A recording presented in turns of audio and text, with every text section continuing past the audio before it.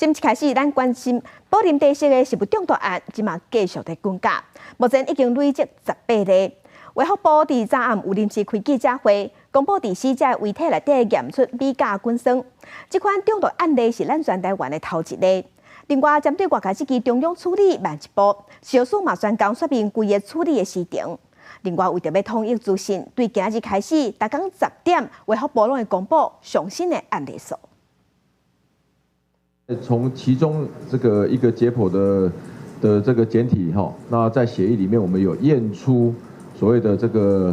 个米酵菌酸。李贝案紧急加开记者会，因为这个宝林案第一位死者遗体内面验出米甲菌酸，是台湾第一例米甲菌酸中毒致死的案件，对外界批评中央处理慢半拍，食药署说明规个过程。3月25号是我们食药署主动。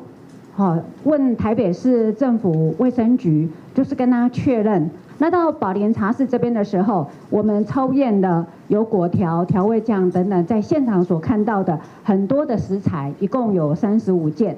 卫福部讲到28到5点，个案统计总共18例，已经2个人死亡。除了解破后礼拜米甲菌酸标准品鉴会，到时所有会当收集到的食材，包括供应商，拢会去检验。米甲菌酸毒性正强，专家讲只要正少量1.5毫克就可能死亡。每经过约4天多，它的量会减少一半，所以在病患的身上还可以测得到，因此很快速的在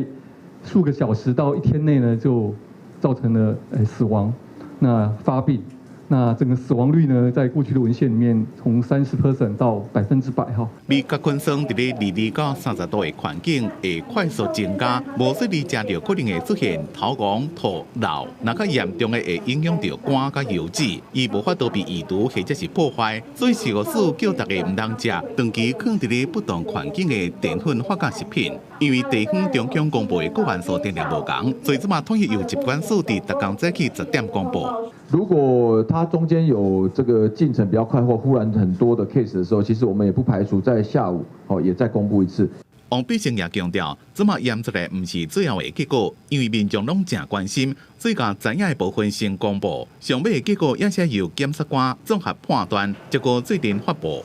记者综合报道。